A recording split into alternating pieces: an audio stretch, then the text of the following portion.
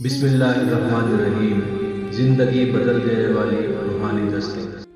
کہتے ہیں کہ ایک امریکی ریاست میں ایک بوڑھے شخص کو ایک روٹی چوری کرنے کے الزام میں گرفتار کرنے کے بعد عدالت میں پیش کیا گیا۔ اس نے بجائے انکار کرنے کے اعتراف کیا کہ اس نے چوری کی ہے اور جواز یہ دیا کہ وہ بھوکا تھا۔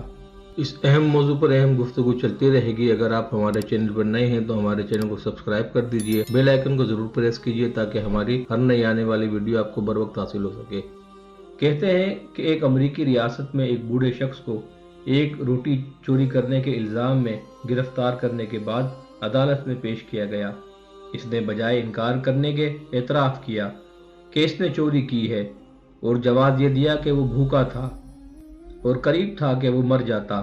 جج کہنے لگا کہ تم اعتراف کر رہے ہو کہ تم چور ہو۔ اس آدمی نے کہا کہ ہاں، میں اعتراف کرتا ہوں۔ اس پر جج نے کہا کہ پھر میں تمہیں $10 جرمانے کی سزا سناتا ہوں۔ اب لوگ حیران تھے، اتنا مفلوج الحال شخص جس کے پاس کھانے کے لیے روٹی تک موجود نہیں، وہ $10 کیسے دے گا؟ اب بڑی اشتیاق بھری نظروں سے اس بوڑھے آدمی کی طرف اور جج کی طرف دیکھ رہے ہیں۔ جج کہتا ہے کہ میں جانتا ہوں تمہارے پاس یہ جرمانہ ادا کرنے کے لیے ڈالر موجود نہیں، اسی لیے تم نے روٹی چوری کی ہے۔ میں تمہاری طرف سے یہ جرمانہ اپنی جیب سے ادا کرتا ہوں۔ یہ کہہ کر جج نے اپنی جیب سے $10 نکالے اور اس بوڑھے شخص کی طرف سے یہ رقم قومی خزانے میں جمع کروانے کا حکم دیا۔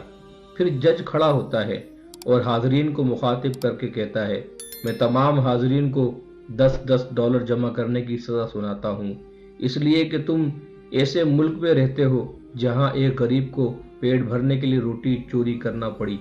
اس مجلس میں $480 اکٹھے ہوئے اور جج نے وہ تمام رقم بوڑھے مجرم کو دے دی۔ کہتے ہیں کہ یہ قصہ حقیقت پر مبنی ہے۔ ترقی یافتہ ممالک میں غریب لوگوں کی مملکت کی طرف سے کفالت اسی واقعے کی مرہون منت ہے، مگر قربان جائیں دین اسلام پر اور اسلام پر عمل کرنے والے ان خلفائے راشدین پر۔ سیدنا عمر فاروق رضی اللہ تعالی عنہ 1400 سال پہلے ہی یہ کام کر گئے تھے۔ آپ نے فرمایا تھا کہ پیدا ہوتے ہی بچے کا وظیفہ جاری ہونا چاہیے، مگر کیونکہ ہم اسلامی واقعات اسلامی تاریخ سے ناواقف ہیں تو ہم انگریزوں کے ممالک کی مثال دیتے ہیں کہ دیکھو ان کے ممالک میں کیسا ہوتا ہے، مگر ہم یہ نہیں جانتے کہ جو ہمارے سربراہان تھے، جو ہمارے خلفاء تھے، وہ یہ تمام کی تمام چیزیں پہلے ہی کر کے جا چکے ہیں۔ ہم اپنی تاریخ سے غافل ہیں۔